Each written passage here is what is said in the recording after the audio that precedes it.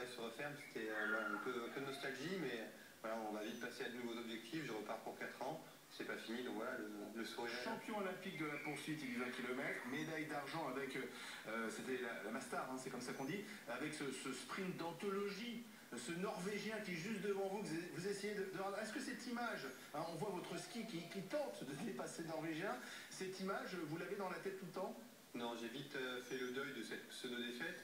Puis c'est aussi une belle médaille d'argent, au-delà de finalement d'une médaille d'or perdue. Moi, je la vois comme une belle médaille d'argent. J'ai tout donné et j'ai pas de regrets sur cette course. Il y avait beaucoup de pression par rapport à cette médaille, puisque c'était les 3 en or que vous espériez pour égaler ce qu'avait fait Killy à Grenoble en 68. Jean-Claude Killy qui était d'ailleurs sur place et qui nous a remis la médaille. Cette pression, vous l'avez gérée comment? Je l'ai plutôt bien géré. Je pense que je m'étais mis depuis 4 ans dans la peau d'un chercheur d'or, dans la peau d'un favori. Et je ne voulais pas arriver aux Jeux Olympiques à Sochi en découvrant d'un coup que j'avais des ambitions olympiques. Donc c'est sûr que j'avais crié haut et fort que je voulais devenir champion olympique. Ça a rajouté un peu de pression, mais c'était aussi un beau défi. Ce qui est extraordinaire, c'est que le biathlon, pourvoyeur de médailles, c'est seulement 400 licenciés en France.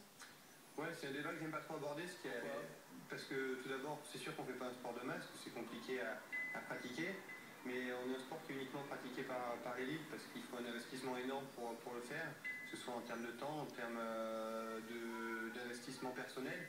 Et je prends aussi l'exemple de beaucoup de sports français, je prends l'exemple du saut à la perche, qui n'ont pas forcément beaucoup de licenciés, on en parle beaucoup moins qu'en biathlon toujours, alors c'est aussi des gros pourvoyeurs de médailles pour l'équipe de France. Est-ce que vous espérez que des gamins qui ont vibré avec vos exploits à Sochi vont peut-être là, dans les mois, les années à venir, se mettre au biathlon? Pas forcément, si je peux être un beau porte-parole pour le biathlon français, un beau fer de lance pour le ski français, c'est un grand plaisir.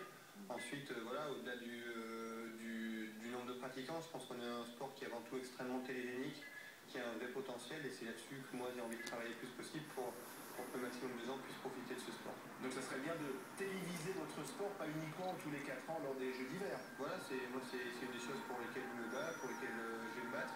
Et c'est vrai que j'ai énormément de retours positifs, que le biathlon est extrêmement suivi. On a encore vu sur ces Jeux Olympiques, il a fait des très bonnes audiences, les meilleures audiences des Jeux Olympiques.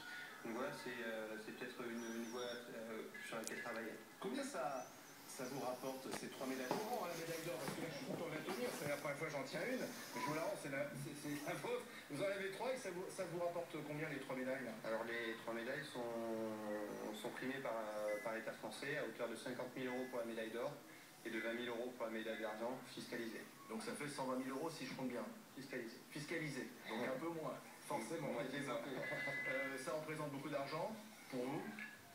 C'est une belle somme. Par rapport à ce que vous gagnez habituellement?